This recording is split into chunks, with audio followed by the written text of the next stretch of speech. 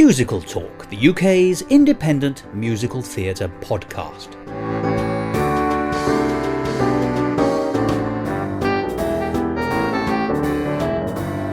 Hello and welcome to MusicalTalk. I'm Thos and I've just spent 8 days with my old friend Fred Inge, who in the land of the Spoonerisms is often mistaken for the world's largest arts festival.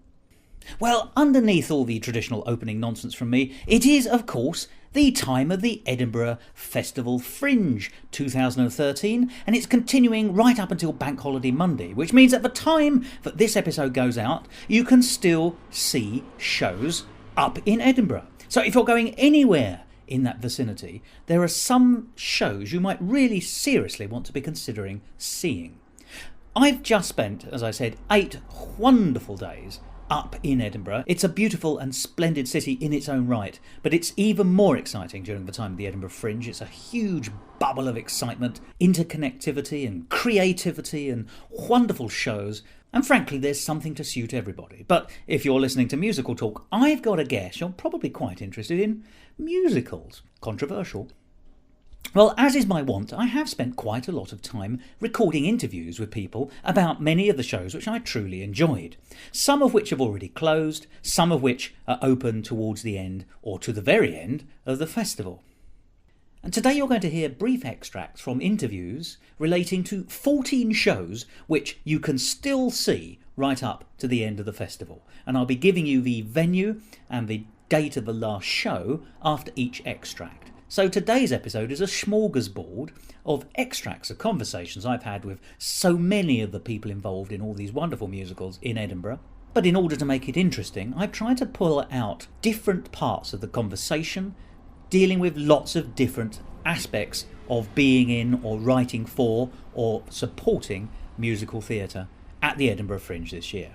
As there's no right or wrong way of ordering these, I have gone for the very simple approach of going in alphabetical order. So when I tell you our first show today is going to be title of show, you're going to say, but that begins with T. Well, actually, no. It begins with an open bracket, because the name of the show is actually open bracket, title of show, close bracket. And therefore, in my book, that goes before A. The next show after that will be a number, and then we'll be going alphabetically after that. I'm just saying this now in case there are people out there who really want to write to me and say, oh no, numbers and other form of punctuation go afterwards. I don't care. So, as I said, let's start the ball rolling. Here's an extract of an interview I conducted with Alex Howarth, who's the director of Title of Show, currently showing in Edinburgh. And in this section of the interview, you'll be able to hear the full version of it in the next few weeks. But in this section, we discussed the relationships and the role of women in this wonderful 5-star show, Title of Show. Musical Talk. It's a really interesting relationship dynamic between the characters as well, because it's not, there's no traditional love story or which you have in almost every musical that I can think of. It's so refreshing for that purpose. Yeah. And there's absolutely none of that. It is about them and their story and what they did. Although there is a sense of an unrequited love. Love story is too strong a word, isn't it? But there's a sense that one character might be interested for it to go further than another. Yes, which is very true to life in a lot of cases. It's interesting there's extensive notes in the script on that bit and how it should absolutely not be played by he's desperately in love with him, but it's just the attempted kiss is just a reaction to a moment when you're very much in that and it's the bubble, very isn't it? overcome. Yeah. And Lord knows how many people can say they have avoided that circumstance. Well, absolutely. So yeah, I think it's really different and interesting from that point of view as well. It is in many ways it is a traditional musical because it follows 4 people triumphing against adversity, but also they're very, very different characters and a very, very different setup, and so I think it's really refreshing from that point of view as well. The person I was with was also delighted by it because he thought that the female characters, who are the friends of the 2 writers in this, and they get a lot of laugh lines quite often from the device of, are we allowed to speak yet because we haven't said anything? Yes, because absolutely. they are both real characters and also written characters.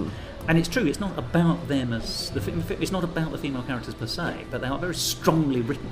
Oh, absolutely. Yeah, they're both very, very strong women. I mean, I've watched endless hours of Side by Side with Susan Blackwell, which is Susan's YouTube channel where she interviews Broadway stars, but she always has them doing something fun and interesting. Like she has Daniel Radcliffe cleaning her windows. Well, you would, wouldn't you? She takes Celia Keenan Bolger to the zoo, and they're very, very entertaining. And that is what you see in the show is exactly how she's very, very funny, very sassy, and they're really, really and and that's the joy about this is that it is exactly what it says it is. They wrote down what happened to them, and they made that into the musical. So it was very real, and we've worked very hard to make sure we try. Well, I feel like we've achieved that naturalism of the moment, and it not feeling like nothing they're feels like acting. A full step. Nothing feels like a full step. I mean, it's beautifully directed.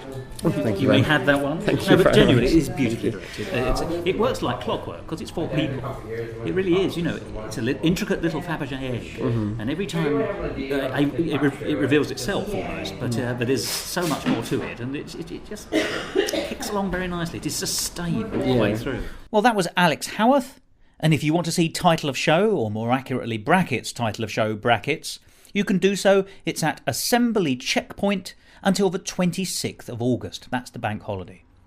Well, the second in our list today is a new American musical, and it's a concept musical in its truest sense. There's no overwhelming narrative. In fact, there's barely a narrative at all.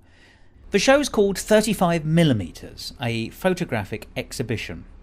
35mm is how it's advertised, mm being millimetres in this case, and relates to, well, the good old days when cameras took photographs onto films. I spoke to the director and the musical director of this splendid but very unusual musical and asked them to explain precisely what the show was and the role of the musical director. I am Kate Peskin and I am the director of the show. I'm Michael Riley and I'm the musical director. And this is 35mm. It's a concept show. How would you describe it? Because it's not your standard Broadway musical, is it? It's not. In its title, it's described as a musical exhibition, which I think sums it up quite well once you've seen it, because it kind of combines the idea of it being a photography exhibition and a musical. There isn't a through line as such, obviously, that it's not got a running narrative. It's more of a series of snapshot stories, and so that's where it differs. Really, it's kind of along the lines of a song cycle, to be honest, but with that added dimension of the kind of running theme of photography. It has some classical precedents, does it not? There's pictures in an exhibition, which of course is a similar kind of thing classically, and I was getting some very strong hints in British history in the 1930s when Edith Sitwell, you may know famously, semi-rapped, I think is the only way of describing it, to music by Walton through a megaphone. I don't know if you're aware of this, but there was very similar kind of sort of totally different, bizarre things.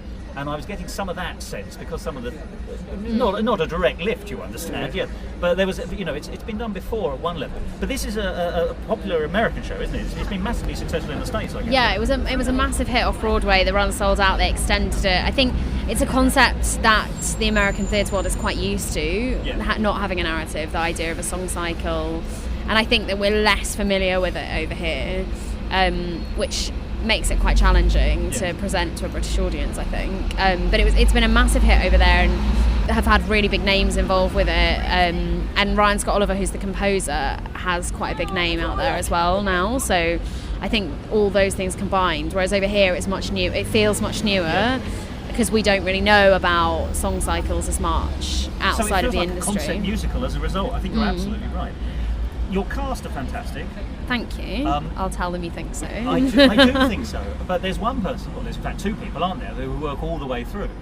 And that's you. You've only got one song, I think, off, which is the and it lasts about 2 minutes, and it's a lovely break. Yes. But you rest your fingers in hot water, presumably. Yeah, I have a nice little bowl beside me. Yeah. So how do you find the score? Because, I mean, to my ear, it sounds extremely contemporary. It's actually quite hypnotic at some level. It's quite soothing, particularly in a dark auditorium, and there's no through line, so you can just take things as they come as an audience. How is it for you, and how's your concentration?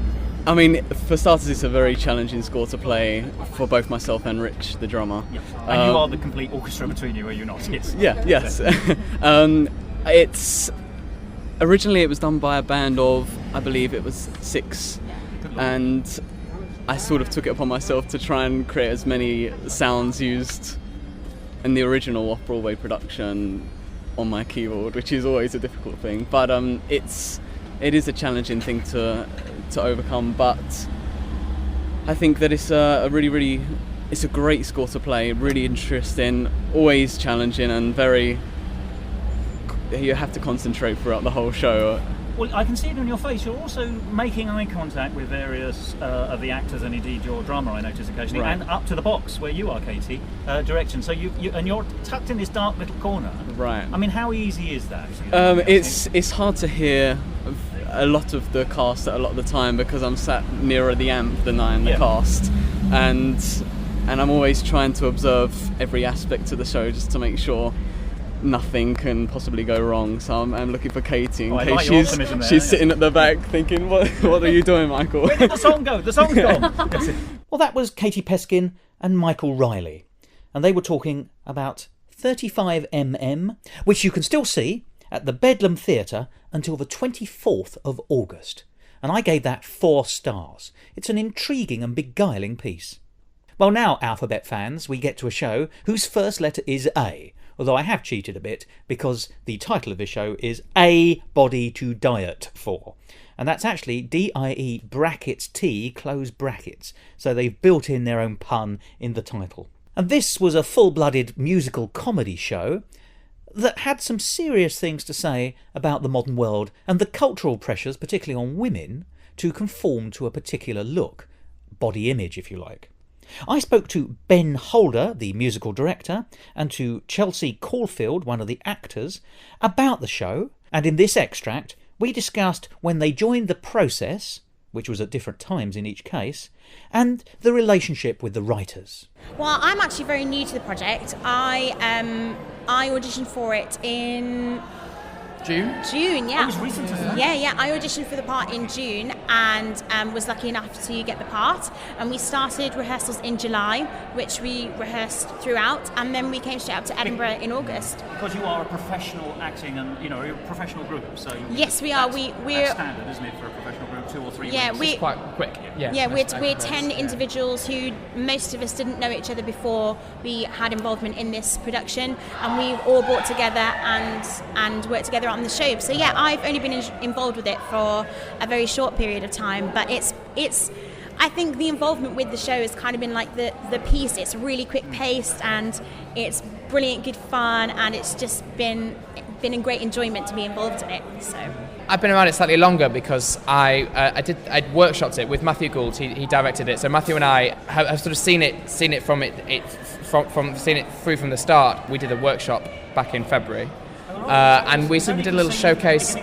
Well, Tim and Alan wrote it a couple of years ago, and and in its full version, it's nearly 3 hours long, and there's a lot more time to sort of develop all the story and things. That's absolutely,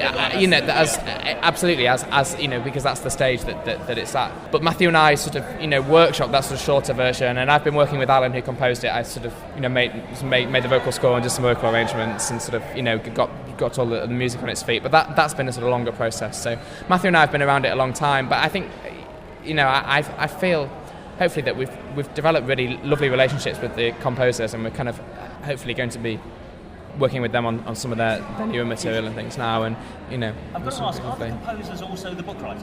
Alan wrote the music, and Tim wrote the book and the lyrics. Book and lyrics. Right. So, The words. Yeah, and the words. Yeah, exactly. All the words. He dealt with the words. And they're very funny. They're lovely chaps. They're quite different characters. They've been quite heavily involved in it, but in a really, really positive way. They got on so well with the cast, and they got on really well with Matthew and I, and it's been a real pleasure. And I think that's really nice as a cast member as well. So often when you work on new things, you know, you sort of get handed a script and you don't know what the thought process behind it was or the reason for it being written. It's a fait accompli by the time you get to it. Yeah, but it's so lovely. Both Tim and Alan, you know, they've met us after rehearsal. They've come along and watched rehearsals and, you know, given us as actors, you know, pieces of information that maybe they want us to try and focus on more. But then also, you know, on the social side, you know, we've then been able to go out and have a drink with them and really like nitpick at their brains to find out why they've written these characters and what their thought process was behind the entire piece. Because you just can't do that with Shakespeare and Coriolanus. No, you can't. No, not quite. No. No, I think Percy have tried, but I think also it's exciting for them. I hope, because you know they're both. Alan is a very sort of experienced musician, and Tim is an experienced writer, but they've never written a musical before. Have they not? So I think that's, you know, that will have hopefully been a really interesting thing for them.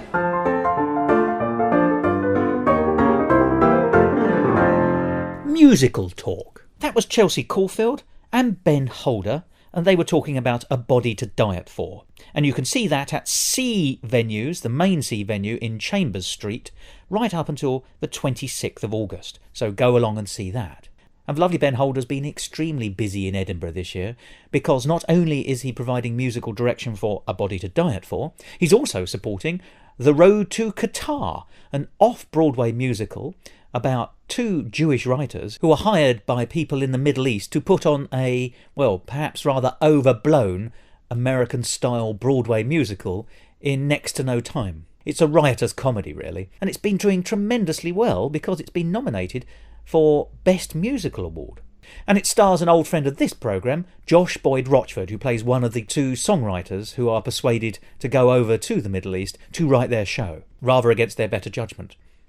Josh puts in a tremendously good turn, and all in all, it's a very light-hearted, amusing romp. And you can see that at C2, that's T-O-O, which is at St Columba's by the Castle, off Johnson Terrace. That's a very nice little venue, with a very nice open-air cafe. And The Road to Qatar runs right up until the 26th of August, so you've still got a chance to go and see it. Well, the next show in our list of extracts of interviews, and remember you'll be able to hear the full interviews in each case over the next few weeks in Edinburgh as we do our much more in-depth review of some of the best shows that were available, is about the new musical, A Theory of Justice, the musical. This was a comedy, but once again it was telling a story, in this case, about political philosophy. Yes, about political philosophy. Now, you might think with a title like that, it might be a little bit dry, but far from it. This was a show that had been devised and written by some incredibly talented young people at Oxford University, and I spoke to two of them, Tom Pito and Ramin Sabi, who are part of the writing team for this new musical, and we discussed, in this extract, well, the story, to give you some idea of what it's about, and how it came to be. John Rawls, a young professor at Harvard in the 70s. In 1971, is trying to reinvigorate the field of political philosophy, looking for the next big idea in this supposedly dead field. And he sees a student he calls Fairness, who inspires him to write a theory of justice. But physicists in the next squad accidentally open a time vortex which Fairness falls into. He goes in to save her, and so this starts an epic journey where he meets a whole range of political philosophers, from Plato and Socrates, who is a ventriloquist doll, a rap battle between Thomas Hobbes and John Locke, Rousseau, who gives a rock number, and all this he's pursued by the evil libertarian villains, Robert Nozick and Ayn Rand, who do a tango. We also have a utilitarian barbershop quartet. And a cameo with a crazy Karl Marx, who's a homeless man, really. Yes. And then to top it off is Immanuel Kant as a fairy godmother. Stroke drank, with just a little bit too much relish, I thought, provided by your actor. Yeah. So, yes, it's basically a gallop through time, isn't it, to meet some of the big names in philosophy, political philosophy in particular, and a few are throwaways, I noticed. I noticed that Thomas Aquinas and Montesquieu get sort of name-checked but don't bother to turn up. And it's very funny, let's be honest. You could describe it in lots of different levels. It's a romantic comedy, if the relationship between John Rawls and Fairness. It's also got an edge there because Fairness is one of the people in his class. So Yes. there's a bit of an edge going on. Of course, it's a chase if you're looking at that point of view, but of course, most of all, it's a comedy. Whilst at the same time being true to the philosophical beliefs of the people on the way who are met. So someone's going to say, and it's going to be me, why, how, how did this come to be? The inception of this. Which one of you is the philosopher with the dream? Well, it started with Ramin. He just said it as a joke one day. I don't quite know why. This is something we study. It's like the cortex. We're both from Oxford University. We study. And what are we both reading, by the way? So we both read politics, philosophy, and economics. Oh, so it is within your sphere. Yeah. Yes. So it's not like you're doing something really bizarre. No, and just had to stumble across it today. So one thing we set to study was a theory of justice, which is this massive, very boring book. And wouldn't it be fun? Theory of Justice, the musical, lol. And then the rest of us laughed, and then Elon Alzan-Levy, who's the one of the other writers, said, "That's a great idea. We have to do it." And then me and Ramin just turned to him and said, "No, Elon. It was a joke. We're not really doing this." But then about a year of nagging later, we eventually started writing. But sometimes ideas are so engaging from the very first that they do. They even when they've been immediately shouted down, they lurk in the back of the mind and then come to full fruition. So when was this then? Come on, when did you actually finally decide to engage with it as a project? So I actually have a precise record of it, which is the 5th of August 2012. Oh, right. When Could you be more specific? actually, I just after lunchtime. It was 12:32 because so this is when I had a recording because I kind of co-wrote a lot of the music. So this is when I first got the main theme tune and realised, oh wait, this could actually work. I actually can see how this would function as a proper musical. So you actually thought the structure was It was when I always kind of. When we were pushing the joke a year before that, I did think, let's do it. It's like time travel. Let's go through all the political philosophers. This is how it would. So actually, the Nozick as the villain was kind of the first thing. One of the first things that happened. The Utilitarian Barbershop Quartet was a very early idea as well. I mean, we'll talk about some of the conceits that you use to illustrate, but there's a lot to like in this. But then yes, it was only when I sat down and actually properly tried to get some music on paper that I realised, oh wait, this is how that's how the first scene would work. If you make the first scene work, that's the trigger for the whole thing. You've set your framework up. And so then it was like a month later we started actually writing it, getting things on paper. Well, there we have it, a theory of justice. And if you want to go and see that, that's at C Venues, the main one in Chambers Street, until the 26th. The next two interview extracts are from two 4-star shows. That's Adam and Eve, the musical, and Armada, the musical. You'll be hearing about Adam and Eve first, as I spoke to Ben Hales, the writer and composer of the show, and we discussed the approach to setting a biblical story as a musical, because you could do it very straight, particularly if you're of an evangelical turn of mind, or you can do it as a much more comic story. In my view, the approach taken by Ben was exactly the right one, and the show came across brilliantly. It was a great show, and I gave it 4 stars. And immediately after that, you can hear an extract of a further interview I've held with an old friend of this programme, Rob Winlow, the creator of Armada. And you may remember that David Kingsmill and myself went to see Armada last year and much enjoyed it. Well, the show's been enhanced and developed and is now in a fantastic final form and is a fabulous 4-star show well worth seeing. And as Rob is now an old hand at bringing shows to Edinburgh, I thought it would be interesting to talk with him about the practicalities of bringing a show to Edinburgh, including how your performers and technical crew cope on a day-to-day basis of promoting and appearing in a show. My name's Ben Hales, and I'm the writer and composer of Adam and Eve, the musical. Now, I've just seen Adam and Eve, the musical, and the first thing that struck me was, how shall I put it?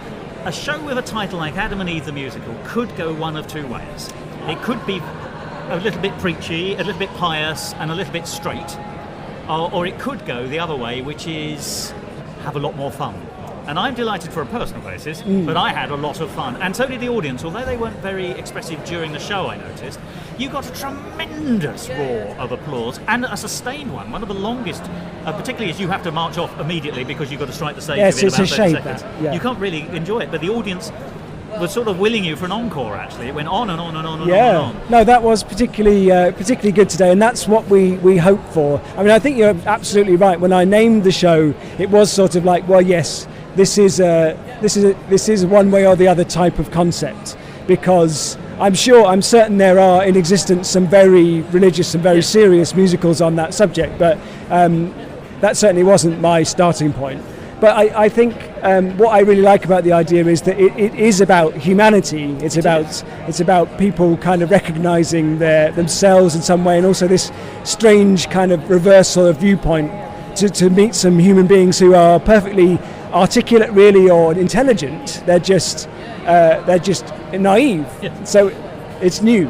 I like that a great deal. I tell you what, I think you've done two things. Well, I think you've done a lot of things which are remarkable, but I think you've made two very sensible decisions. From which all other decisions are built. The first is the fact that when one thinks of Adam and Eve and the story of Adam and Eve, we think of the actual moment of fall with the build-up to the apple. And this is actually the day after the apple incident, yes. Applegate, if you like. So it is, how do they cope in the cruel old world, having lost Eden, having lost paradise in the story. And that is actually a story which I think most people probably don't really know, because they know the bit up to the apple and the expulsion, and so that's good. So you immediately surprise people, I think, by starting with what they suspect would have been the ending, I think. Yeah. And the second thing I really like is, it must be a writer's choice, but I really like the fact that you portray Adam and Eve as teenagers. Yeah. You mentioned naive a minute ago, and that, he's angry and he's sulky and he marches off and he wants to be alone, and he's a bit gauche. And Eve is a bit insecure, and she's looking for support and yet wants to reject all these things. That's my reading of it. Tell me I'm wrong, or no, I think that's right. But I think, although I've taken the literal story that we know, it's not. I'm not particularly of faith, but I grew up in the culture of going to church and everything, and I feel like this is a very. The story makes sense as an explanation that particularly works for small people.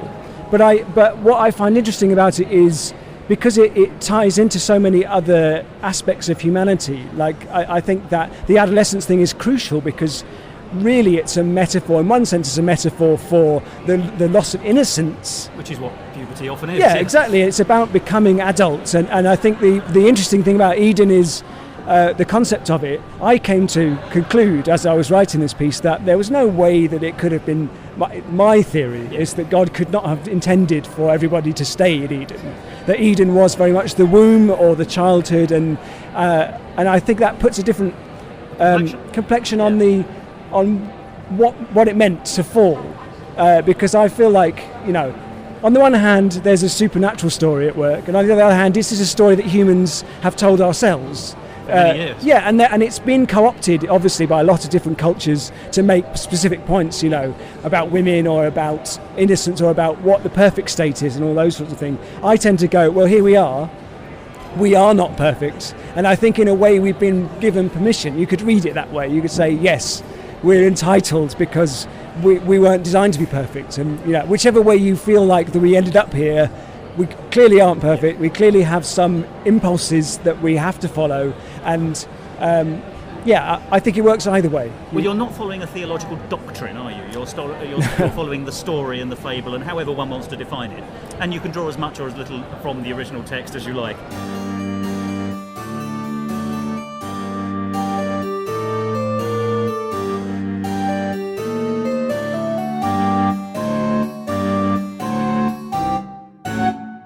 Musical talk. Without going into too much detail, forgive me, how does a theatrical group, an established group with an established show, bring itself up to Edinburgh? Because it's expensive. Yeah. Mostly, I know actors all live in the same house, and that can be good and it can be awkward. Forgive me, how are you finding your day-to-day Edinburgh experience? Our day-to-day Edinburgh experience is very positive, I have to say. It's physically occurring. Yes. And yes, people do have bags under their eyes by the end of the run. I think all shows must feel that. I mean, you seem to be walking for miles every day and grabbing food whenever you can. And as you've already pointed out, it's not always the healthiest food. You end up scoffing. I'm leaving Edinburgh tonight, actually, as we record this, purely to get a salad. Yes, I have found some salads in Sainsbury's, so they can be found. Yeah, they can be found. That's right. Team, we're all in the same block. We're all in the same flats together. How many of you come up? There are 9 of us altogether, 7 cast, 2 technicians, and we all have flats on the same floor in this student accommodation. It's absolutely brilliant. Oh, it's almost like a suite. Yes, it is. Yeah, we've taken over two flats, each with 4 rooms in them, and self-contained kitchens. Actually, that's a relatively luxurious Edinburgh experience. It's quite nice. Say, yeah. You know, sometimes people merely just put a plank over the top of the bedstead and make a bunk bed. I've noticed that. I've heard that. Yeah. But I think, you know, in order to be able to keep yourself well and healthy, which I think is the secret for being in Edinburgh, keeping well, looking after yourself. We need good digs, really. Yes, you do. And you also need to have a space which you can call your own. So the idea of actually having a little room within there that's your own sanctuary is such a good idea. It's funny, I've spoken to many performers and they're saying that when we were younger and we first came up here as students, we used to do our show and then go off and get drunk and feel grotty in the morning, but the shows would suffer. And they say, but now we're professionals, because a lot of them have gone into professional acting or just still doing it 5 years later, but have a few more, a bit more maturity. They say that actually we don't put ourselves through the ringer anymore. We'll go and see other shows, but we're safely tucked up in bed by 11:30 or whatever it is. It does help. It really does help. And although 1 or 2 of the younger ones are just finding that out this time, they've realised now that you can't stay up till 4 or 5 and still put on a great show. At one end. Absolutely. So you've got a relatively nice accommodation. So did you all come up in a van, or did you come up separately by train? No, we come up in cars and train, and then all convened at the accommodation. And you don't have a huge amount of props, but you've got the projections and. Yeah, it's just the laptops and the costumes were the biggest things, and our major staging is just the chair, really. So, fortunately, so it doubles as a throne if it needs to. Yes, it's a very versatile chair. Much travelled, yeah. So, forgive me then. Just simple things like parking. Have you found? Well, there's a wonderful website, parkatmyhouse.com. Oh, is there? Where you can park in somebody's drive or parking space for the week. Very, very reasonable prices. The public car parks are very expensive here. You would expect. Yeah.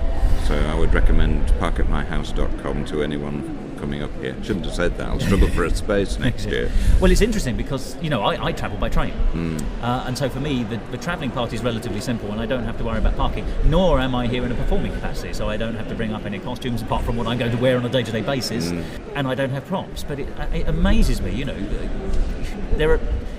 The enigma of how people do it is amazing to me. That people just bundle everything into a van and they park where they can, and then they all live in this box, and then they're all on the mile all day. And do you have communal times? Do you say to yourselves, right, we're all meeting for lunch today at 1 o'clock, or do you actually give people freedom apart from when they're performing on the mile?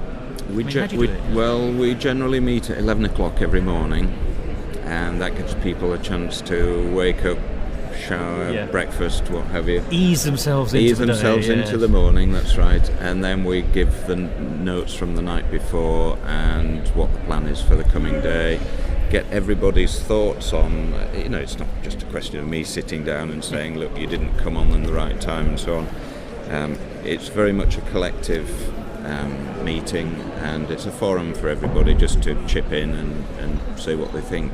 So hopefully there is a great sense of teamwork. Oh, I think that comes across on the stage, but I'm glad it's reflected elsewhere as well. Well, there you have it. That was Rob Winlow talking about Armada, a 4-star show, and also Ben Hales before that talking about Adam and Eve the musical. I must tell you, there were 2 musicals this year whose songs were so catchy that I'm still finding myself humming them as I open the fridge or I clean my teeth. I don't actually keep my teeth in the fridge, but you get the idea. And one of those was Armada. There's something about those songs which just stayed in my mind, and as they're good songs, I don't mind at all. 2 4-star shows there. And if you'd like to see either or both of those shows, you still can, because Adam and Eve the musical is on at the Gilded Balloon Teviot in Bristow Square until the 25th, And the very splendid Armada is on at the venue known as Paradise at Augustine's, which is the St Augustine's Church on the George IV Bridge, until the 24th. And now for a 5-star show. A new Canadian piece which blew my socks off. It was a taut, tense musical that could have been directed by Alfred Hitchcock. Such were its turns and twists. It's called Blood Ties, and I spoke to the co-writers, Annika Johnson and Barbara Johnston. My name is Annika Johnson, and I am the co-writer of Blood Ties, and I'm also playing Sheila in the show. I am Barbara Johnston, also a co-writer, and I am playing Franny in Blood Ties. Now, Blood Ties is new writing, I think, is it? Yes. Yes. Now, you're both from Canada. Yes. And this has been performed in Canada. But when did Blood Ties first see the light of day? Well, Barb and I went to theater school together. We studied acting, actually. And in our final year of school, we'd spent 4 years doing straight theater and living in an environment that really only valued, the classics. Drama. And we had connected early on over our shared love of musical theater. And in our final year, there was a festival held at the school for new work by students. And we agreed to join forces to write a musical and finally get to do what we really loved the most. So the first draft happened 5 years ago while we were in school and was presented in a workshop at our school. Still called Blood Ties at that stage? It was called Blood Buds then, which is actually a name drawn from the true story that the show is based on. Oh, right. In fact, I didn't know that it's based on a true story. Oh, yes. Oh, right. Right, okay. Yeah. It's a story you knew about already and thought that's right for developing? Well, it's a story that right before this festival came up in university, my mom sort of casually mentioned this experience she had with my father and two of their friends cleaning up after her uncle who shot himself in the head, which is something I'd never known about. And she sort of mentioned it, oh yeah, this one time when we were in university, your great aunt's husband, he just went to the bathroom and blew his brains out, and they took the body away, but nobody cleaned it up. So your dad came over, and we spent the afternoon with two of our friends cleaning up the mess and trying on his clothes, the deceased clothes, and we just sort of laughed through the day because we didn't know what else to do. Real gallows humor. Yeah, exactly. And we went out for beers after and called ourselves the Blood Buds. And I thought I couldn't believe I hadn't heard this story before. I have a very open family. I know a lot more than even I'd like to. And this is something, though, I wanted to know, and I did. And so I asked my dad. He said, oh, yeah, it was so weird. I remember the brain was gray, and it was really hard, and he got into some details. And I approached Annika, who had mentioned wanting to write a musical, and I said, look, I've got this story. I want to write a play. And I said, why don't we, we're macabre and we like Sondheim, let's make a musical out of it. That was Annika Johnson and Barbara Johnston telling you one of the most amazing inceptions of a musical that I've ever heard. And remember, if you want to hear more about that story, and I'm sure you will from that little teaser, you can, because the full interviews from which these extracts have been culled today will be broadcast in the next few weeks, as we take an in-depth look at this year's Edinburgh Fringe. Blood Ties is a fantastic 5-star show, and in my view should be snapped up for the West End. But if you want to see it in Edinburgh, you can, because it's on until the 24th of August at the venue known as The Space at Venue 45, very close to the Market Street entrance to Waverley Railway Station.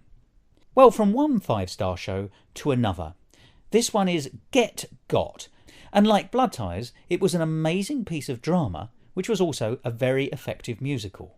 I spoke to Colin Chaston, who originally came up with the idea for the show, Stephen Faulkner, who wrote the book, Nick Massiti, who was the composer and also worked on the book, and we were joined, just as this extract starts, by Charles Arnecki, who was also involved in the creation of Get Got. And in this part of the discussion we discussed the dark heart and the sort of, if you like, the grit in the oyster in relation to this show, because it was definitely a musical with teeth. Introducing myself. Introduce yourself. I'm Charles Arnecki. I'm the artist. Do you mind if I'm actually going to put a link in? Yeah, for that. do Is it. that okay? And even as we speak, we've been joined by one of your colleagues, one of the other creatives.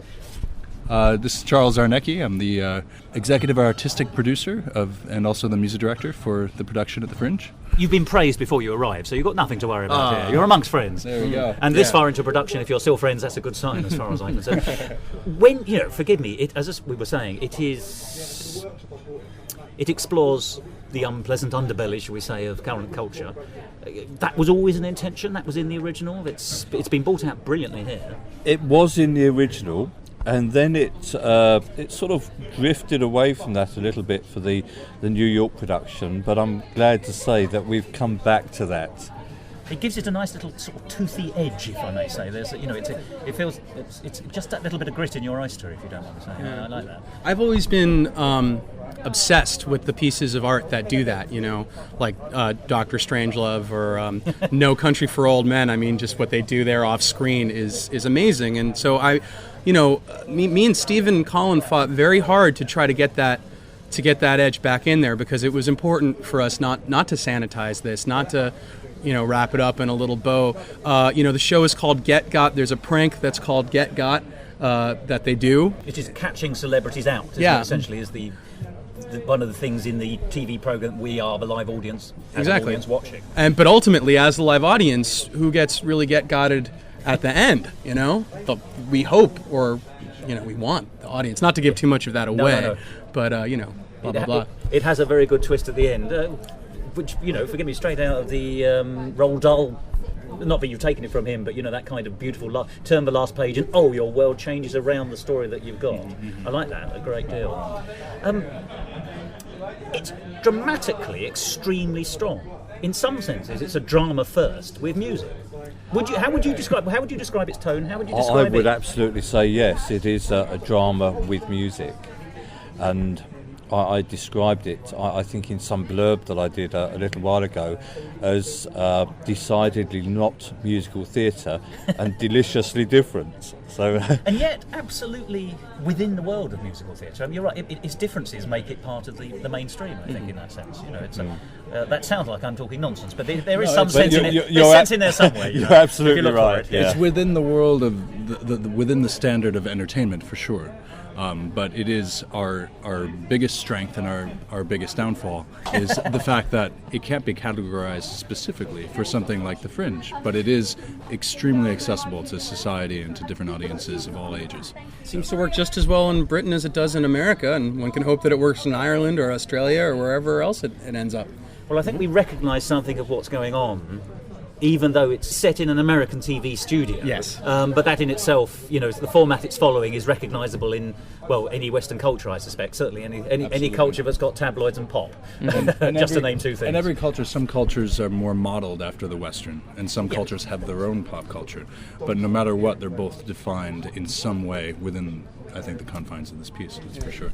It's also interesting, isn't it? Because it's a drama first, but with music. But the music is, let's talk about diegetic and non-diegetic music. Each of the bits of music are what you would expect to see if you saw that television program. So no one breaks into song because they're expressing the emotion. They break into song because they've been hired to sing a song. Right. I like that. But that's very unusual for a musical. Well, it's absolutely necessary for the concept of this piece. Yeah. Because the realism is first and foremost with it. We can't go to. No, there's no jazz. There's no jazz hands. I know. Yeah. No jazz hands. And I loved it anyway. Yeah. Some twerking, no jazz hands.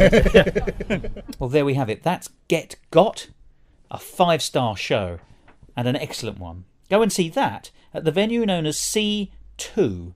That's TOO at St Columba's in the Castle, the same place where you can see The Road to Qatar. And that's on until the 26th, which is the Bank Holiday Monday, the very last day of the festival.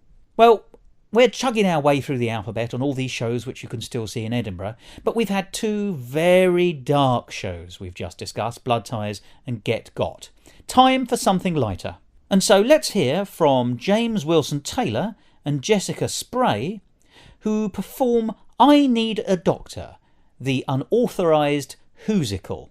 And precisely what a whosical is, we're about to find out in this extract. So I'm James Wilson Taylor.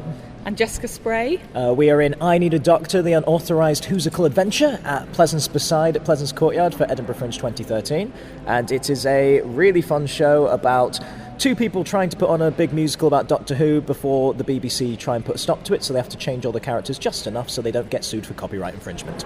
So James wrote the songs and the lyrics, so the music and the lyrics, and we both co-wrote the script together, workshopped the script and everything together. Yeah. So we're joint, and we're both in it, actors in it as well. Yeah. Now, How did you get this idea in the first place? Very simple first question, really. Well, it was you at first, wasn't it? Because we had in our final unit when we were studying at GSA in Guildford about a year and a bit ago. The final unit was coming up for something for yourself, about 10 minutes of something that you could just develop and see what happens. Showcase piece. Absolutely, and yeah, Jess kind of suggested, because we both like Doctor Who, if there was some way we could do something interesting with that. And yeah, it kind of came out with a rough 10 minutes of what we have now, really. Yeah, and it's just kind of kept developing it since then. But when, unlike a Dalek, did you realise it had legs? I'm not sure. It was when it went down really well, the 10 minutes that we did, and it was quite unusual, I think. I hadn't seen a Doctor Who musical before.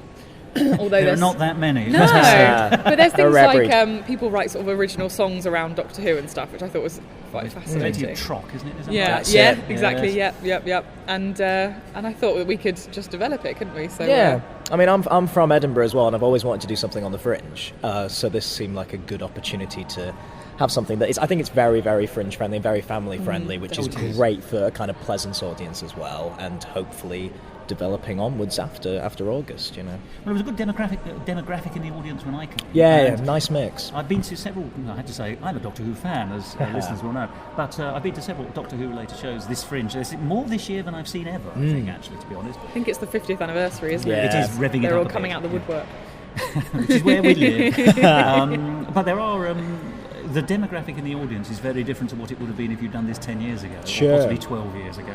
You would have generally got people like me, middle-aged men, with other men with them. You wouldn't necessarily have got children and women, forgive me, I have to say. You know, it's, as a franchise on television, it's opened up immensely. I think it's incredible, the amount of... Because as we were saying the other day, that we've got a lot of teenage girls who just absolutely love it. Yeah. And we were talking about the Peter Capaldi announcement and how that would maybe affect the demographic because of all the people that came in with maybe David Tennant even. Yes. So I think it's fascinating how, as you say, the demographic has completely changed. I think there's something, it's nice with the show as well. I think we've put in enough in for the old fans of an old generation, but we are children of New Who, very much that so. That was a question I was nice. going to have, but there was a celery mention, so... Well, we tried to fit in enough the scarf, references. the Tom Baker scarf. Indeed, there's enough references to go around for the 50 years, but we are very much... I mean, I came on board with Eccleston and then Tennant in a big way, and... I think that's it's interesting you say that with all the children that have been coming in and teenage girls and everything. It is nice to have something for the new generation there as well. But there's a serious business case here. You know, we've joked that there aren't many Doctor Who musicals, and there may be good creative reasons for that, but also there has been good commercial reasons for that. Because frankly, at the end of the day, if you were only going to bring in the 40-year-olds, you probably weren't going to make any money. Sure. So, you know, I mean, I appreciate Fringe is a slightly different thing, and no one actually does it to make money, although it's nice if you do.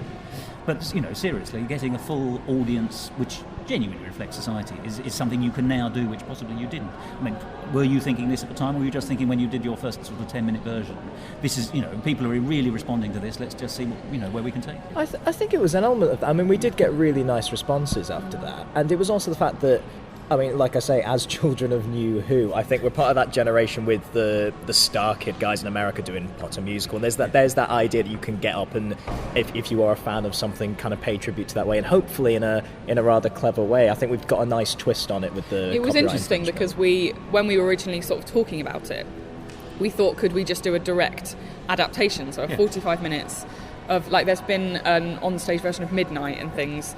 And so we thought, could we do a direct, like something like The Girl in the Fireplace?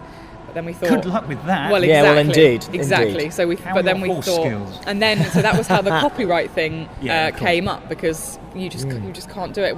When they did Midnight on stage, they had to take out the Doctor, and so it was just a man on a spaceship, and it was all a bit. It's so difficult. If to you try embrace and the actually restrictions, that's it, isn't it? You embrace it and run with it. That's where the comedy comes from, I think. But this is an old trope, isn't it? In any kind of creativity, that restrictions actually make inventiveness. Play that goes wrong, absolutely. It's great. Yeah. Which is one of the big surefire comedy hits. Sure it is. Splendid. Jamie and Jess there telling us all about I Need a Doctor, the unauthorised Whosical adventure. And you can see that at the Pleasance Courtyard in the venue known as Beside, right up until the 26th of August. You don't need to be a Doctor Who fan to enjoy it, because it's fun in its own right. But if you are a Doctor Who fan, or at least have some working knowledge of the current series, you'll probably get something out of it extra. Well, Musical Talk doesn't just talk about musicals, it also talks about pantomime and cabaret. And the next show we're going to talk about is essentially a cabaret, or at least a one-man show, and in fact it's actually a tribute show. Entitled La-Di-Da, The Rise, Demise and Songs of Jake Thackeray, I spoke to John Watterson, who does a fantastic job in bringing the late Jake Thackeray's songs to life, with all the humour and cleverness that was in them. Now, Jake Thackeray was a well-known comic songwriter from the 60s and 70s in particular, and used to appear on television on That's Life. But as well as being a clever, amusing and witty man, he was also incredibly talented musically. In this extract of the conversation with John Watterson, we discuss the musicality of Jake Thackeray. Now, Jake Thackeray isn't just a wordsmith, though. He also wrote the melodies, yes. And he played on a guitar, as you do. Yes. And they appear to me, and I'm not musical, I'm more of a words man, I must say, but they look complicated. So how are the melodic structures for you? Well, Jake was self-taught on the guitar, and he had very big hands. So when he was constructing a chord shape, if the traditional orthodox chord didn't quite fit what he wanted, he'd sort of stick a finger somewhere and make a better sound. And you could see on some of the old TV and footage, you can see other musicians looking at what he's doing and thinking, what on earth chord is he playing there? So they're complicated in as much as some of the stuff he just made up as he wanted. And then so the actual chord shapes are one thing, and then there's a combination of strumming and finger picking, which comes, I think, from the sort of Brassens and Brel influence. And it's therefore, I don't know, I've been playing them for a while now, so I don't know if they're difficult or not, because you know, if you practice something enough, you get a bit better at it. Well, you're very fluent. I mean, you look absolutely in charge of your material from top to bottom. But from my point of view, I was looking at you, and thank you, because every song has a slightly, to me, it's a little precursor. There's a piece of music before the word starts. Yes, a twiddly bit. I call it. A twiddly bit. A twiddly bit. Ah, yes. I'm self-taught as well. Can you tell? I see you experts coming in here and blinding me with science.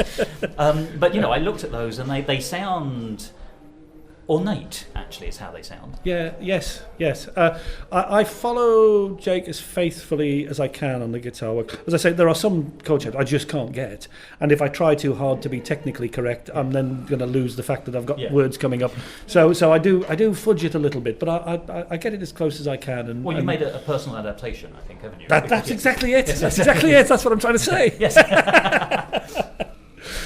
But he doesn't present any trouble for you per se. But I think that's a testament to your skills. Well, it's easier on this nylon string guitar thing. So I can't play his songs on. I've got a steel string guitar that I sort of grew up with, and I can't play his stuff on that because the strings are a lot tauter. They're harder on the fingers. So I think you can only properly do Jake on a nylon string guitar. The strings are softer there, and you can twiddle about and get more action going with them than you can on a steel guitar. So I think it's a combination of the man and the song and the instrument and that sort of thing. But they're just such a joy to do.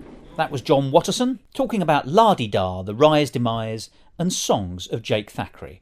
It was a wonderful show. I gave it 4 stars. And if you want to go and see it, you can do so. It's on at the Newtown Theatre, which is in the Freemasons Hall in the Newtown on George Street, right up until the 25th of August.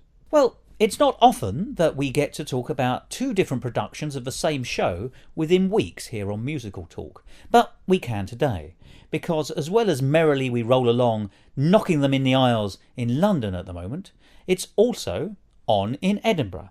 And a very good production too. In fact, I might go so far as to say that I slightly preferred it over the London one. I spoke to William Gubbins, the musical director, Jessica Burridge, the co-director, and Matthew Onquist, the other co-director, about the show, and in this part of the discussion we discussed the nature of love and friendship, and which is more important, and particularly within the context of Merrily We Roll Along, and its slightly unusual emotional content. It is, it's just the beauty of Sondheim. It's just very interesting stories, very interesting characters, and it's moving. It's so moving. We saw one of our, because we rehearsed in Brixton before we came up here, and in Brixton. Yeah, just in London for a few days. You're Exeter and Brixton and Edinburgh. Well, we were trying to find a space. Yeah, we needed a space because most so we people ended up lived in Brixton. London, so we ended up in a space in Brixton. Yeah. The hottest place. It was very warm. Yeah, the sauna rehearsals we call them. But we had, and some people that weren't able to make it up here, they they came to see it. And I was speaking to one of them after, and he was like, "Oh, it's so sad." And you forget from looking at it from a critical perspective and making sure everyone's coming on and off and all that, you forget that it does move you. It and does. I think that's something that now being able to watch it with a less critical eye, you do start to see that sort of coming there's just through. like there's again, it's the same thing with lines. Like there's just lines which are just heartbreaking, which like I mean, there's the obvious ones where Frank says to Mary, "This is the girl I ought to marry," but then there's little ones like when Joe says, "Oh, I hope to God she doesn't leave me," and it's just already it's going to happen. And there's just lots of, but it's even again like watching it from once you've seen it so many times. Even just little things you just see people saying and people doing, and it's just so sad because how it's all going to go terribly wrong. I'll tell you why I think it's so clever, and I think it's because whilst there is love and romance in it, the love and romance is incidental to the main emotion, which is friendship, which we've all had and have lost, and if we haven't yet we will, and in some senses friendship is more, I think, sustaining than romantic relationships. Yes, personally. definitely. And so it's if that turns out to be the most important emotional response that we have in our life, our friends and our close friends, and then that goes wrong, there is nothing sadder. I think it is one of the greatest tragedies, particularly musical theatre. I think it's sadder than, well, Sweeney Todd's a bit too grotesque, isn't it, to be truly emotional in some senses. It's more personal though, because I think it's more relatable for an audience. Oh, definitely. And the style of it, it's because it does have. We've played it quite. I would say I don't like using the word naturalistic when you're talking about a musical, because obviously it's not. But they're not doing heightened performances. No, they are, exactly. They are. They're playing the truth of the emotion. Yeah, relatable, and I think that's another. I think the songs as well. I mean, you mentioned Sweeney Todd. I personally am not actually a massive fan of Sweeney Todd, and it's because of the music. I find it. I don't know why. It just doesn't draw me in at all. Whereas actually, I sort of heard this. I've heard the record when he asked me to do it, and sort of listened to a few of the songs. And I actually like the songs. They're nice songs. They're well written, and I think that therefore it's sort of maybe slightly more accessible on a musical level, and therefore that will draw people into the characters because they sort of are able to listen to the songs and enjoy it, and maybe even sort of gloss over some of the actual sort of difficult stuff that's going on underneath. They're catchy songs, and it's less bombastic. Yeah, exactly, much so, and I think that kind of helps it draw it all together. It does help the thread of intimacy, which you get from the small venue, that you get from the the ins and outs, the small emotions in life, as you say, the small big things hinge on small actions and decisions, and that's absolutely replicated in the score. I think what I love in this conversation is the fact that you're all speaking from the same song sheet, if that's the appropriate term under the circumstances. But forgive me, it seems to me that you have a unity of vision, which is not always the case. Yeah, no, I no denials. I don't know how that happened. It's just I'm united. It's these two. No, I think. Me and Jesse. I think we've always kind of definitely had the same vision for the show, and that's really helped. We've never had any issues with conflict of visions, and said Will the same. Like you've all come into it and kind of seen the same thing. Which has been really helpful. I am acutely aware that I'm standing having just seen a show about two male friends and a female friend. I'm standing in front of two male friends and a female friend who have been working together to put on a show. Do you identify with any of the characters? Seriously, of the main three, do you? Because I don't. Right, let me lay my cards on the table. I always say this, but I see a lot of Charlie. I feel for. He has the integrity. Maybe this is self-flattering, but and I fancy myself as not a good, but a writer, that kind of thing. So I see Charles as the man who feels the hurt. And he has the anger, and he represses, and all those things actually that makes him. He's not, but it make him British actually. I think I'd say the same with you. Like Charlie for me is the kind of most relatable character to myself. I'd say in just. I'm definitely the thing with Frank. He is so kind of charismatic and just there's something about whereas Charlie's quite kind of nerdy and reserved, and I think that's a lot more relatable for a lot of people. I mean, there aren't as many Franks in the world as there are Charlies, I'd say. It happens to us all. Yeah. Let me say, thank God there are not so many Franks. Although there are an awful lot of charismatic, weak people. That's his character. His principal characteristic is his weakness. So none of you are now going to say you fancy being Frank. I can see it. I can certainly see elements of it. I think there's sort of sadly, not being able to say no to things. Playing the piano. It's. Maybe that's why I hope for the redemption at the end, whereas you're quite happy for him to be miserable with himself. Yeah, maybe. Yeah, And at you? least Mary. I think, she's definitely the loyalty I think she has, and that need to have friends close by her and keeping everyone happy. That's probably. Oh yeah, you certainly get the impression that Frank and Charlie would have broken up, as it were, years before. Oh, if yeah. Mary had been the mortar in their wall. Yeah, exactly. Yeah. That was a discussion about Merrily We Roll Along. You can see it in London, but you can also see it in Edinburgh, and you should. Go along to the Greenside venue in the Royal Terrace in the New Town. It's off the Leith Road near the John Lewis. Absolutely lovely venue, that one. And you can see that until the 24th. I gave Merrily We Roll Along 4 stars for its Edinburgh production. Well, in the next conversation, we're going to be covering 2 different musicals, because you'll be hearing from Tom Selwood, Marina Waters and Will Guppy, who are significant players within the Quite Nice Theatre Company. And they brought, amazingly I think, 2 musical shows to Edinburgh. This Was Your Life, a spoof reality television programme where recently dead people are invited to come and be contestants in the programme, where their life story is revealed and then the audience is then invited to decide on whether they should go to heaven or hell. It is of course a comedy, and a musical one at that. And one of my all-time favourite shows for the Fringe this year, Snakes! The Musical, which is a fantastically funny musical show about putting on a musical. The conceit is that you, the audience, are a group of producers who have been invited to invest in a new, ridiculous, it must be said, blockbuster musical full of special effects and in many ways spoofing the worst excesses of the Broadway and London stage. So let's hear from Tom Selwood, Marina Waters and Will Guppy of the Quite Nice Theatre Group about their 2 shows, This Was Your Life and the 5-star winning Snakes! The Musical. Hi, I'm Tom Selwood. I'm the Artistic Director of Quite Nice Theatre. I wrote and directed This Was Your Life, and I co-devised Snakes! The Musical. My name's Marina Waters, and I'm an associate artist in Quite Nice Theatre.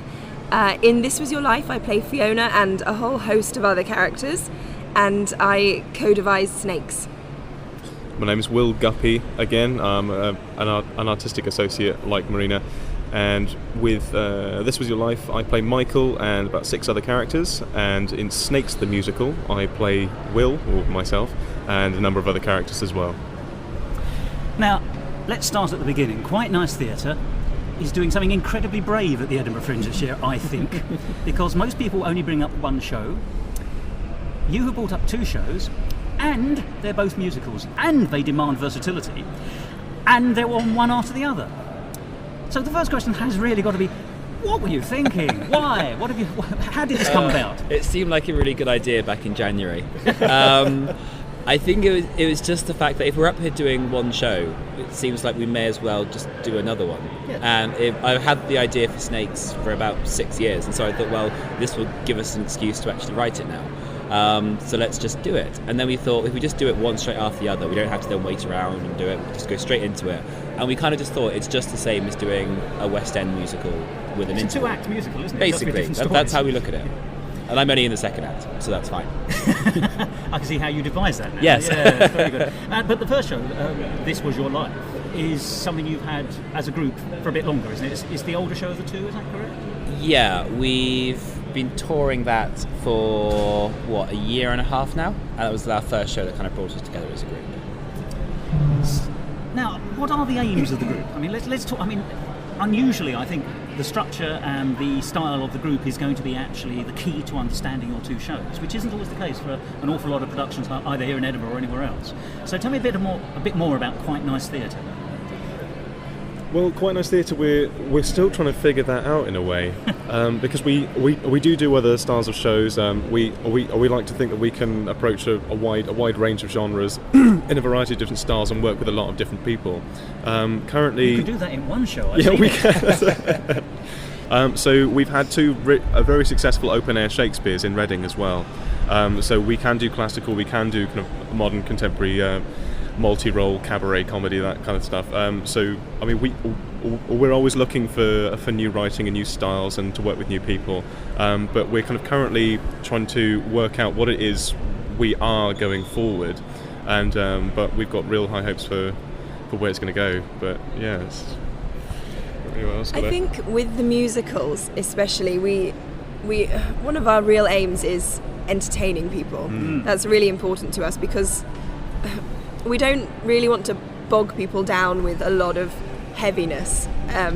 Although both of our musicals do have a serious message right underneath there, you can just come along and enjoy the shows. Yes, there is a sixpence in the pudding, isn't there? But not everyone will want to pick it up necessarily. I'd like to explore it a little bit further, if you don't mind me saying. So when was Quite Nice created? And also, I'd just like to know how you describe yourselves as individuals, because it seems to me that, you've got comic talents in spades, you're immensely versatile, you're immensely physical, goodness me, some of the dance moves yesterday, and obviously you've got the talents of being able to write well, you've got the ability to write music, you've obviously constructed two shows actually, which have really brought the audience in. They bite from the first, and they keep you by the scruff of your neck right to the very end. I wonder what kind of people you see yourselves as primarily. Actors, writers, creatives. I mean, that's a much broader term. But you tell me. For the last 2 years, I've only just started calling myself an actor. I've always thought of myself as a performer, and mostly just a singer, to be honest. I had a little jazz quartet down in Devon called the South Street Swingers, and that's kind of where I started, and had my background is kind of shadow theatre and devised performance. But it's only recently that I've actually thought, well, acting could be a career, and that's through meeting Tom in a pantomime. That's and through that relationship, we've kind of, he's kind of built me up in a way, me up as an actor. Yeah, he's my great mentor. Yeah, but as an individual, I would say that I'm not sure what I am. An all-rounder might be if I'm lucky to get such a title, but I'd like to think that there are many things that I've yet to do, but acting at the moment is what I'm looking for. So in a sense, that is floated to the top of your... That's right, yeah. Every now and again something floats up to the top, and I grab onto it for dear life. Yeah. I'm trying to envisage as many possibilities in that picture. I would say primarily I'm an actress. I went to Guildford School of Acting, and I did the acting course there. And then when I graduated, it just so happened that about 6 months later I met Tom, auditioned for This Was Your Life, got the role. I'd never done any musical theatre before. Really? No, not at all. Same for me, actually, yeah. Oh, really? Yeah. To the man of all, if I may say. And so he cast me, and it's sort of gone from there, and now I'm a great lover of musical theatre, although I must say, before meeting Tom, my knowledge was pretty small. We'll talk in a minute about the extensive knowledge on display, if I may say, particularly in Snakes, because it's a kaleidoscope of opportunity to discuss all manner of musicals from old to new. But Tom, what about you? I would never describe myself as a performer. I'm quite happy writing and directing and being on that side of the stage, and it was really just through various boring circumstances that I ended up performing in Snakes, and then I'm really just playing an ever so slightly heightened version of myself. Is that true? Yeah, it really is. I don't hear any disagreements. And I think, I really enjoy the writing and the directing side of things, and I love performing. I think, though, I really love performing with Will and Marina, and I think the great thing about Snakes for me is it's the product of 3 friends just messing around in my living room for 3 weeks, and that's just what we came up with. So it feels less of like a serious thing. It's just more like we're just having fun and making ourselves laugh, and if other people laugh along with us, then that's great. Well, that was Will, Marina and Tom, and it was lovely talking to them.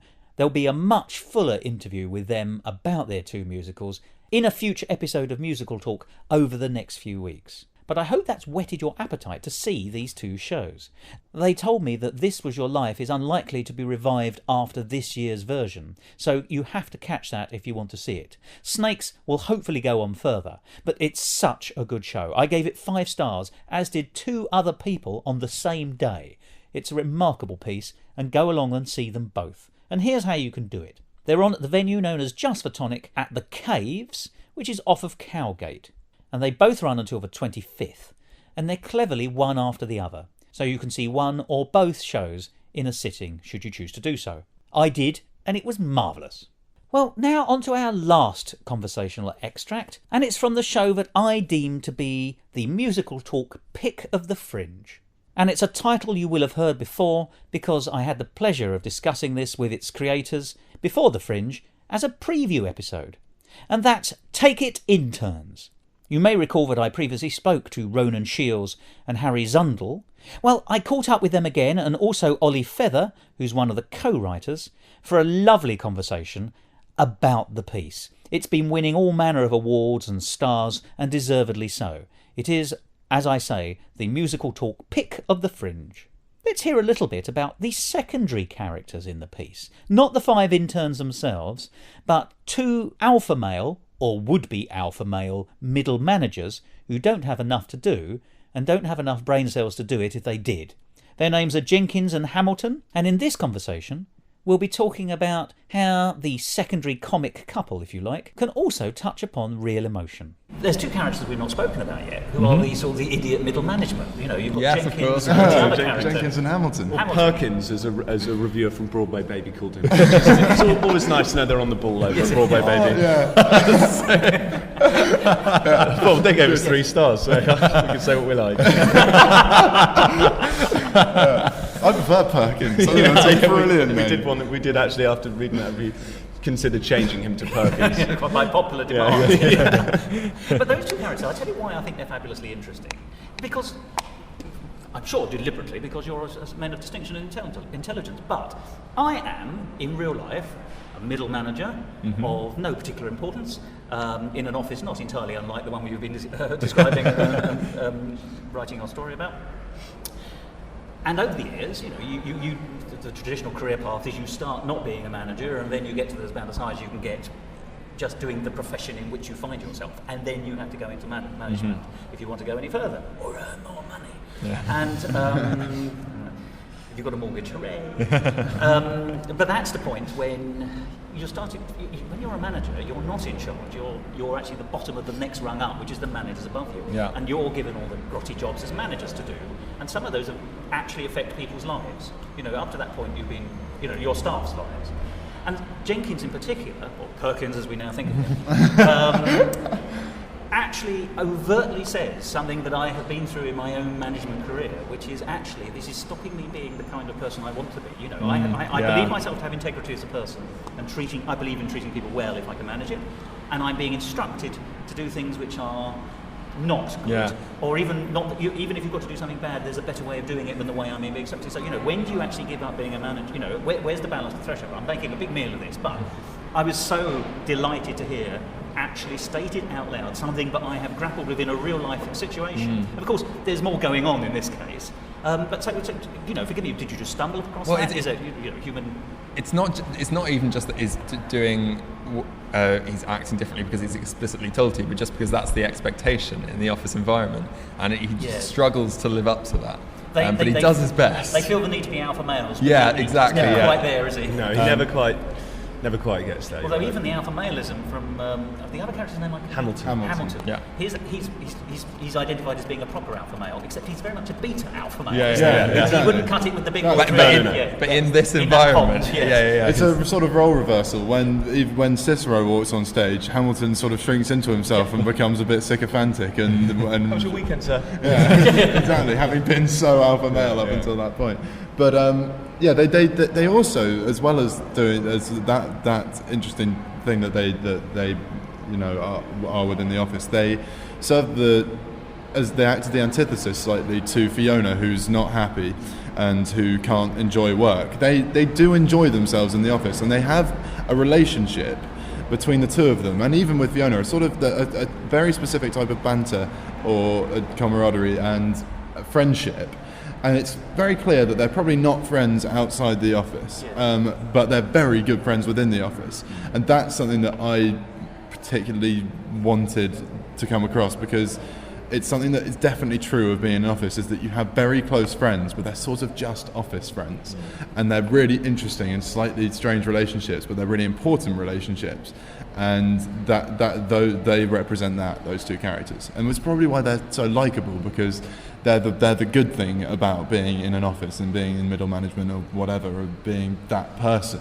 There's a lot of fun to be had, and so yeah, that's why I like them so much. I also think that they serve a purpose in helping to sympathise and empathise with Fiona, because they are traditionally, macho men, slightly bigoted and not particularly intelligent. One say maybe. I think that's fair. That you feel for her because she has to put up with this crap, even though you can tell that she is an intelligent person. She's not, she's not like them at all. And I think that serves. Well, she cares. She does She's care. still got the candle burning of care. Yeah. And they don't. No, they don't. No. And so I think that's a nice touch that they add. That's maybe not so evident on the surface, but I think that they do serve a purpose there in that respect. And of course, they do have their own sort of their story reaches an end. Yeah. In a very profound and physical way, shall we say? Yeah. Now, the night we went to see it, that was a full-on experience, if I may say. Well, actually, I wanted to get some popcorn. We might as well explain what it is if we're going to talk about it. But basically, it culminates in these two characters having a big kind of almost quite graphic embrace at 15 years of suppressed homosexual love comes out in about 30 seconds. And that can be messy, if I may say. Well, you say messy. Speaking from experience. I mean, it literally has been messy. There's been 4 nosebleeds. And not even just from the same person, they've alternated. Turn at nights, bang, flashing in the face. So Kleenex is involved, but not in the way you'd expect. No, he walks. He walks on during the curtain call, often with a bit of Kleenex in his nose. Yes, well, you've got to give all when you're an actor. Yeah. They really go for it. They really go for it. Honestly, full credit to them. Yeah, Joe O'Toole is enjoying it far too much. Tom Manson, who plays Jenkins, has been saying that Joe O'Toole's he's going in with an open mouth. They've been practicing quite a lot actually back at Crap Flat. Oh no, we're rehearsing. We're rehearsing. Besides, there's nothing on television. Crap Flat doesn't have a television. Oh, well, Nice Flat does though. But forgive me. I'll tell you what, that was great because things have moved on so much. But actually, when that happened, the audience went hurrah! Yeah, absolutely. It gets a wonderful reaction. I mean, it gets the biggest reaction of the whole show, and then the band are playing sort of reprise of Men in the Workplace in a romantic style in the background. Almost, the audience is so loud though that it's almost inaudible. I must tell you, I don't think I'd pick that up. No, it's a really great. I really like the idea of that kind of working. There's a violin playing Men in the Workplace, which is a really boisterous song originally in a very romantic style. At that point, I think we'll probably have to get that. Just crank it up. Crank that up because it's very funny. I think the two lines that they then say after this huge embrace that they share, they kind of pull their shirts down and straighten up a bit, and then they say and Jenkins says, "Back to work. How's your work?" And they just walk off stage, and that's them done. I think it's a lovely little couple of lines there from that. It's great because also it gives you that moment of raucous comedy. Yeah, and also it kind of you've got some tenderness going on as well, haven't you, and real stories as it were. So but then you also kind of understand. You're like, okay, so this is what's really been going on there behind the mask. It sort of makes, and it's good as well that Hamilton, the more boisterous of the two, leads the kiss. So you actually, it kind of flips it further than you'd expect, that actually they've both known sort of all along, and and it doesn't feel forced, which is really good, and there's some chemistry between them that's kind of been leading there. And I think if it didn't happen, no one would have expected it, but when it does happen, people can look back and go, actually, yeah, that was kind of obvious, which is brilliant because actually it's not obvious. I don't know if that makes sense. It actually makes no sense, but but it's really good that it doesn't seem gratuitous or thrown in, because it never was. It was always planned that they were deeply in love. They just didn't know it yet.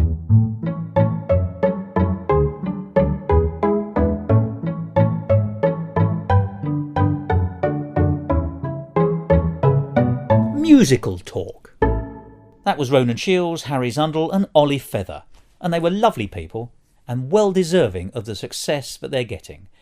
Remember, that's a 5-star show and Musical Talk's pick of the Fringe, so please, if you see no other show, go along and see that. It's at C Venues, that's the main C venue, in Chambers Street, and you can see it right up until the 26th of August. That brings us to very nearly the end of this episode, but the thing I must say is that we try where possible not to be unnecessarily negative. And if I didn't enjoy a show, then there was no point in me catching up with the people afterwards. So all the conversations you've heard so far relate to shows which I enjoyed in some way. Some more than others, but they were all good shows and they were all deserving of people's attention. If any of those tickle your fancy and you're anywhere near Edinburgh right up until the bank holiday Monday, which is the last day of the Fringe, do go along and enjoy yourself. All of those shows have some worth and some of them are just simply brilliant. Well, that's it for this week's episode of Musical Talk. We'll finish with a song from Take It Interns to give you a feel of what you can see. And then from next week, for a few weeks thereafter, you'll be hearing my in-depth reviews and conversations with the people behind the best musical shows at this year's fabulous Edinburgh Fringe. Do join me then, but until then, let's hear this song from Take It Interns, and we'll speak again soon. Goodbye. I've always known what's considered to be tasteful. I've always understood the concept of tawdry. I've always grasped what others deem graceful. I've always masked my feelings for the gaudy. I wouldn't raise an eyebrow at something that was highbrow, more focused on the know-how to appreciate the lowbrow. And somehow I've fallen for guilty pleasures, guilty pleasures. Always lower are the leisures of my life. The pressure of my gentry is my bind on my mind and soul. My tastes are elementary. Look inside and you'll find a fool. I'm come to my core, and there's nothing I can do at all. I've never risen for the Great British Bake Off, never written a poem, but I've written off a Peugeot. I'm allergic to Pims, does that make me a fake toff? I tried playing polo, but I think it's absurd, so I've tried execrating low art and elevating high art, but there's trouble that's been brewing at the bottom of my heart that somehow I've fallen for. Guilty pleasures, guilty pleasures. I'll show her the true measure of my mind. There's pressure to be faithful to my genes, to my DNA. A family to obey, forcing these shameful archaic ways. So why have I fallen? Father always tipped his glasses to the middle classes. Never meet a chap from Liverpool at a boarding school. So why have I fallen for guilty pleasures, guilty pleasures? Always lower are the leisures of my life. The pressure of my gentry is my bind, and that's all I have. My tastes are elementary. Look inside and you'll find a chav. I'm common through and through, so why don't she like me too? My guilty pleasure. This episode of Musical Talk presented and edited by Thos Ribbits. Copyright Musical Talk 2013, except for the song where the copyright persists with the creators.